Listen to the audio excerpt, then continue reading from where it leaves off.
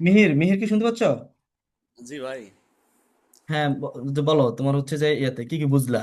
আমি বুঝলাম যে আমাকে প্রচুর পরিমাণে পড়তে হবে, প্র্যাকটিস করতে হবে। সেটা তো বুঝছো, এমনিতে কি কি বুঝলা আজকে হচ্ছে তোমার? এর আগে তো তুমি তো হচ্ছে কি এক্সাম দিলা, বলো হচ্ছে কেমন বুঝলা? ট্রু আর ফলসে আমি নর্মালি যে সমস্যাটা ফেস করি যখন প্যাসেজ থ্রিতে বিশেষ করে আসার পরে আহ, ওখানে মানে সময় কম থাকার কারণে পুরাটা গোলাই ফেলি।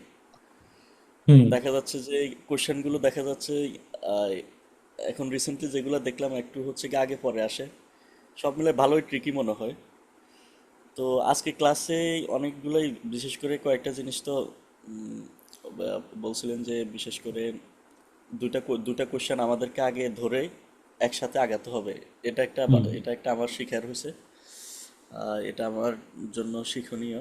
দুইটা কোশ্চেন ধরে আগালে দেখা যাচ্ছে যে আমরা নট গিভেনটাও ধরতে পারবো। বিশেষ করে হুম। নট গিভেনটাই বেশি প্রবলেম ফেস করি। এই নট গিভেনটা কখন আসে যায়, ইয়ার পরে কি আগে পরে, অথবা অনেক সময় কোশ্চেনে থাকলেও কি ইয়েস দিব না নট গিভেন দেব, এটা নিয়ে খুব ভালোই ফেরার ভিতরে থাকি। তো এটা আজকের আচ্ছা। এই কয়েকটা জিনিস ভালো শিখলাম। আশা করতেছি ইনশাল্লাহ আরো বেশি যখন সে প্র্যাকটিস করবো ওকে। আস্তে আস্তে